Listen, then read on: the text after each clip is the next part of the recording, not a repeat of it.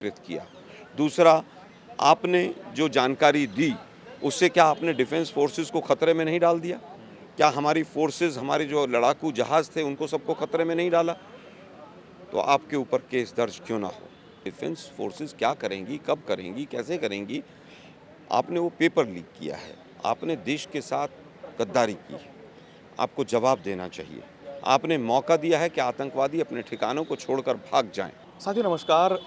विदेश मंत्री एस जयशंकर के बयान ने खासा राजनीति को तूल दे दी है और कहा यह भी जा रहा है कि जो जानकारी एस जयशंकर मीडिया को दे रहे हैं कि हमने पाकिस्तान को पहले ही बता दिया था कि हम स्ट्राइक करने वाले हैं या फिर आतंकवाद के खिलाफ अटैक करने वाले हैं। कांग्रेस नेता राहुल गांधी ये कह रहे हैं कि ये एक हीनियस क्राइम है, ये एक देश के खिलाफ क्राइम है। हमारे साथ बातचीत करने के लिए आलोक शर्मा जी मौजूद हैं, सीनियर कांग्रेस लीडर और कांग्रेस प्रवक्ता हैं। सर, राहुल गांधी कह रहे हैं कि जो एस जयशंकर ने जानकारी पास की पाकिस्तान को, वो एक क्राइम है, वो एक हीनियस क्राइम है। देखिए, पूरी तरह से जैसे एक पेपर लीक कर दिया जाता है बच्चों का, इसी तरह से आपने डिफेंस फोर्सेस क्या करेंगी, कब करेंगी, कैसे करेंगी, आपने वो पेपर लीक किया है। आपने देश के साथ गद्दारी की है, आपको जवाब देना चाहिए। आपने मौका दिया है कि आतंकवादी अपने ठिकानों को छोड़कर भाग जाएं। तो हमारे कई सवाल हैं। पहला सवाल ये है, आपने किसके निर्देश पर ऐसा किया है? क्या मोदी जी के निर्देश पर हुआ है? क्या कैबिनेट ने आपको अप्रूव किया था? क्या संसद ने आपको अप्रूव किया था? आप कौन थे जिसने आपको इन्फॉर्मेशन देने के लिए कहा, अधिकृत किया?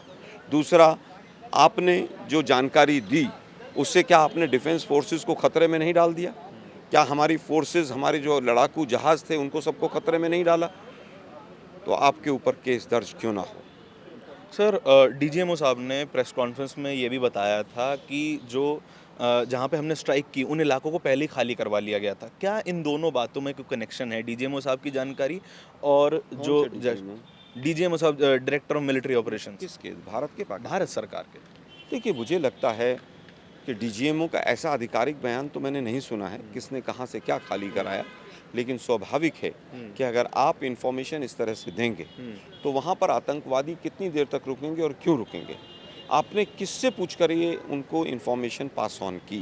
क्या पाकिस्तान आपका मित्र देश है? क्या पाकिस्तान आतंकवाद को मदद कर रहा है या खिलाफ लड़ रहा है, आपको नहीं पता है? पाकिस्तान प्रॉक्सी वॉर लड़ रहा है और आप उन्हीं के, पाकिस्तान जो आतंकवादियों का आका है, उसी को आप इन्फॉर्मेशन दे रहे हैं। इसको बेवकूफ़ी कहें, हंस तो नहीं सकते हैं, बहुत गंभीर मामला है। इसको बेवकूफ़ी कहें हम, इसको देशद्रोह कहें, इसको राजद्रोह कहें, ये जनता तय करे।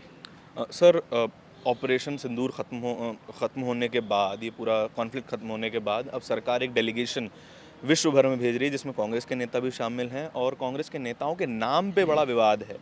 किरेन रिजिजू कह देते हैं कि हमने तो नाम मांगे ही नहीं। आपका पक्ष है कि आपने जब नाम मांगे तभी तो हमने जो है दिए हैं इसमें। देखिए, पूरी तरह से सरकार इस पूरे मुद्दे के ऊपर राजनीति कर रही है। मोदी जी से लेकर अभी तक सब लोगों को केवल और केवल राजनीति करते हुए दिखा है। जब हम पूरा विपक्ष एकजुट होकर सरकार के साथ खड़ा है, तो सरकार राजनीति क्यों करना चाहती है? देश के प्रधानमंत्री हमारे यहाँ पर अभी चिताएं ठंडी नहीं हुई थी, वो बिहार में वोट मांग रहे थे। तो इनका चरित्र ही ऐसा है। अगर नाम नहीं मांगे तो हमने क्यों दिए फिर? और अगर हमने दिए तो आपने उसी समय क्यों नहीं कहा कि हमने नाम नहीं मांगे, हम खुद तय करेंगे? सांसद सभी बराबर हैं और कौन सी पार्टी किसको भेजना चाहती है, वो पार्टी तय करती है। उसके बावजूद मैं समझता हूँ कि अब ये विवाद जो है समाप्त हो चुका है, उनको जिसको भेजना है भेजें, लेकिन विदेश नीति फेल हो चुकी है, ये तय है। सर, आखिरी सवाल के 2 हिस्से हैं कि हम डेलीगेशन भेज रहे हैं अपना पक्ष और पाकिस्तान को एक्सपोज़ करने के लिए, एक तो ये है। दूसरी चीज़ ये है कि हम पूरे ही जो है इंटरनेशनल सोसाइटी में अपनी तरफ किसी को नहीं खड़ा कर पाए, जबकि पाकिस्तान के पास टर्की, अज़रबैजान और चाइना का सपोर्ट था। डोंट यू थिंक ये पूरी तरीके से फेलियर है कि अब हमें मरहम पट्टी के लिए विदेश जाना पड़ रहा है? देखिए, हजारों करोड़ रुपया मोदी जी ने अपनी वाहवाही और अपनी ब्रांडिंग पे विदेशों में खर्च की। लगभग 100 देशों में वो घूम कर आए, 100 से ज़्यादा यात्राएं की, एक-एक देश में कई-कई बार गए। आज दुर्भाग्य ये है कि विदेश नीति अडानी नीति बनकर रह गई है, विदेश नीति मोदी नीति बनकर रह गई है, विदेश नीति केवल अपनी ब्रांडिंग की नीति बनकर रह गई है और विदेश नीति फेल हुई, उसका जीता जागता उदाहरण अभी मिला। आप ही लोग तमाम कहते थे माय डियर डोनाल्ड फ्रेंड और ये और वो, और झूला झुलाते थे चीन को और पता नहीं क्या-क्या होता था। अंत में क्या हुआ? सब लोग पाकिस्तान के साथ खड़े हुए दिखे।